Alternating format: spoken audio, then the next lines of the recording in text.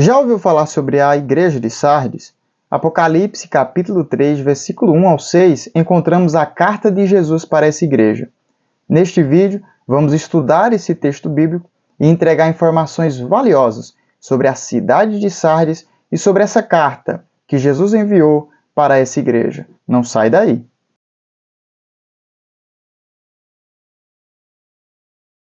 Olá pessoal, sejam todos bem-vindos a mais um vídeo. Para quem não me conhece, meu nome é Alan. Estamos aqui para continuarmos a nossa série de estudo bíblico sobre as 7 igrejas da Ásia. Neste vídeo em específico estaremos estudando a 5ª carta para a igreja de Sardes, um vídeo abençoado, espero que você goste. Se você é novo aqui no canal, já quero pedir que, se você gostar desse vídeo, deixe o seu gostei, se inscreve no canal e ativa o sininho para você ser notificado sempre que postarmos novos vídeos aqui. Se você gostaria de acompanhar essa série desde o início, eu estarei deixando o link do primeiro vídeo dessa série na descrição. E também, se você olhar lá no canal, você vai conseguir assistir o vídeo sobre a igreja específica que você queira estudar.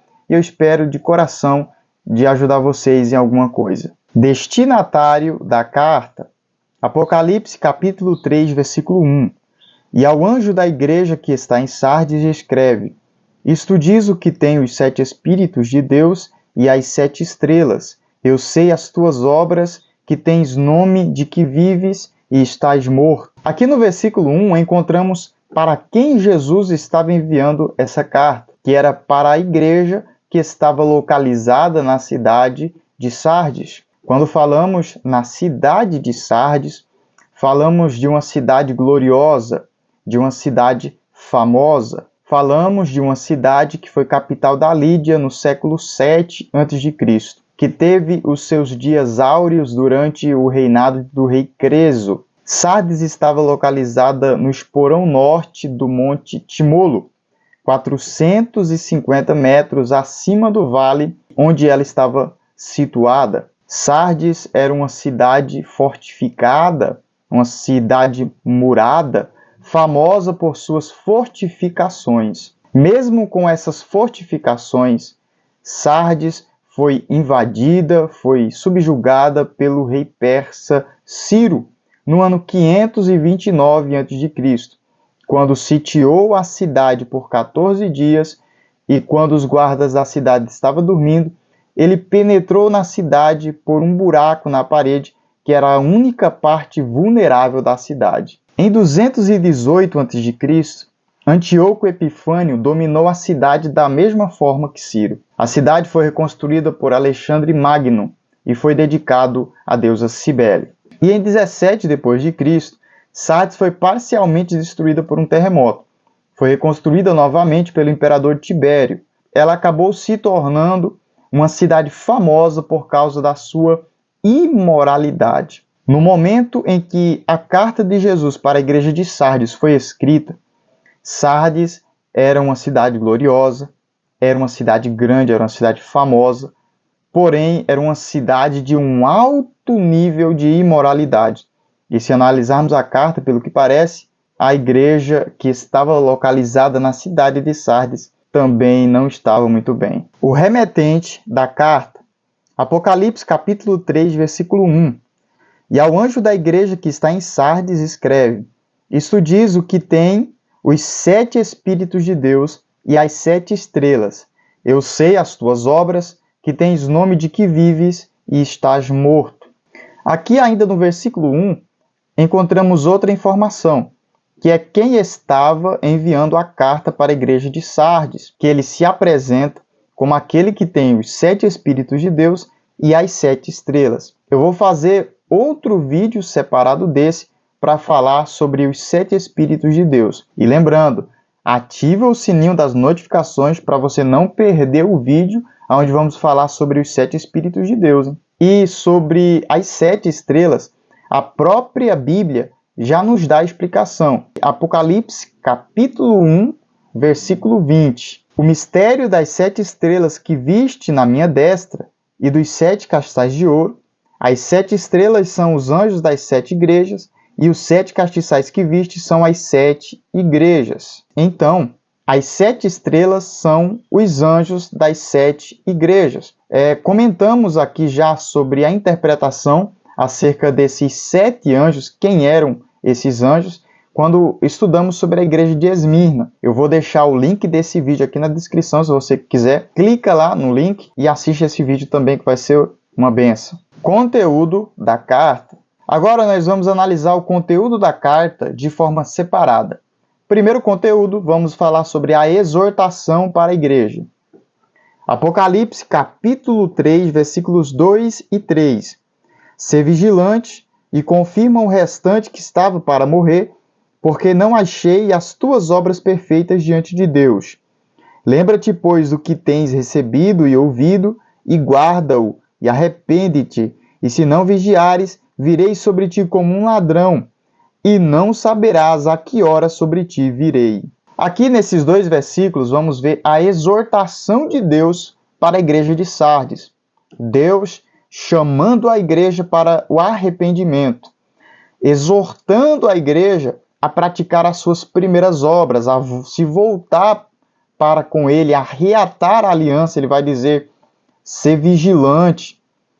É até interessante comentar aqui no versículo 2, onde ele fala, ser vigilante e confirma o restante que estava para morrer, que não quer dizer para terminar de matar quem estava morrendo, mas está falando para ajudar aqueles que estão morrendo antes que eles morram, para que nem todos se percam. Ele vai falar, arrepende-te, guarda aquilo que você ouviu, guarda a palavra, guarda os ensinamentos e pratica-o.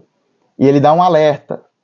Senão eu virei a ti como um ladrão, uma hora em que você não imagina. Jesus conhecia tanto a igreja para quem ele estava falando, para aquele povo que habitava em Sardes, que faz referência justamente ao que aconteceu na história da cidade de Sardes, quando ela foi invadida por Ciro, já comentamos aqui, quando falamos sobre a cidade, e também sobre Epifânio, que invadiu a cidade da mesma forma de Ciro.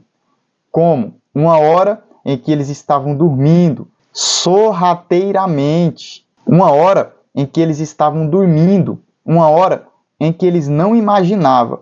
Então, a cidade, a igreja, entendia muito bem o que Jesus estava falando. No momento em que eles estavam desapercebidos, ele apareceria para cobrar essa igreja que estava desagradando a ele.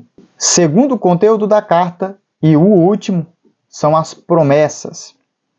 Apocalipse, capítulo 3, versículo 4 e 5. Mas também tens em Sardes algumas pessoas que não contaminaram suas vestes e comigo andarão de branco, porquanto são dignas disso. O que vencer será vestido de vestes brancas, e de maneira nenhuma riscarei o seu nome do livro da vida, e confessarei o seu nome diante de meu Pai e diante dos seus anjos. Aqui no versículo 4, nós vamos analisar primeiro que Jesus vai falar que tens em Sardes algumas pessoas que não contaminaram, estou lendo aqui na Bíblia, né, para não se perder, que não contaminaram as suas vestes e comigo andaram de branco. Então, tinha algumas pessoas na igreja de Sardes que ainda mantinham a sua fidelidade a Deus. Eu quero ressaltar aqui um ponto muito interessante. É que em Sardes havia 3 tipos de crente. Analisando aqui o que a Bíblia diz. Tinha os mortos, que aqui no versículo 1 vai falar, eu sei as tuas obras, que tem nome de que vives, estás morto. Tinha os quase mortos, que no versículo 2 vai falar, ser vigilante, confirma o restante que estava para morrer, os que estavam quase morrendo. E tinha os vivos. Terceiro, aqui no versículo 4, tens em Sardes algumas pessoas que não contaminaram as suas vestes e comigo andarão de branco. Então haviam os mortos, os quase mortos e os vivos. Ainda havia um remanescente em Sardes que fazia a vontade de Deus. E para esse remanescente que manteve fiel ao Senhor, teria recompensa. Qual que era a recompensa?